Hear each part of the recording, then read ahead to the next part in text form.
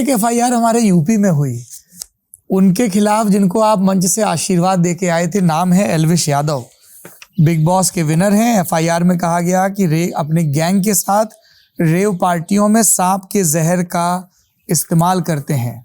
धारा 9, 39, 48 ए, 49, 50, 51 के तहत केस प्राइमा फेसिया अभी जो जांच हुई उसमें पाया गया कि वो जहर था।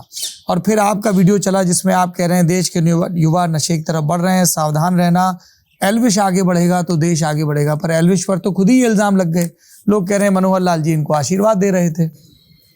देखिए, पहली बात तो यह है कि एल्विश का मेरा कोई बहुत पुराना परिचय नहीं है।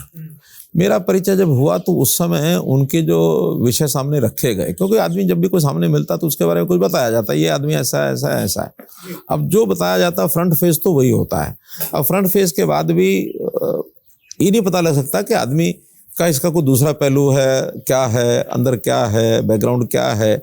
हमें तो इतना पता लगा कि वो व्यक्ति नशा मुक्ति के आंदोलन में भाग लेने के लिए तैयार है युवाओं में, और ये प्रचार करता है कि नशे से दूर रहना है।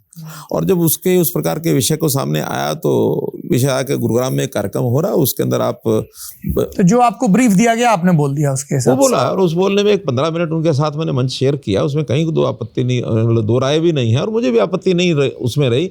एक अच्छे कॉज के लिए कोई आदमी आगे बढ़ता तो हमारा सहयोग उसमें रहेगा ही रहेगा, क्योंकि नशा मुक्ति हरियाणा में एक अभियान हमने चलाया और काफ़ी समय से चल रहा है। मैंने एक साइकिल यात्रा, एक साइक्लोथॉन जो करवाई थी, वो भी 1 महीना चली, 25 दिन लगभग। तो उस 25 दिन में लाखों लोगों ने उसमें भाग लिया, जो देखने वाले थे, जो चलने वाले थे, साइकिलों पर थे, जो लगातार चलने वाले, जो रिले रेस में चलने वाले, बहुत लोग थे।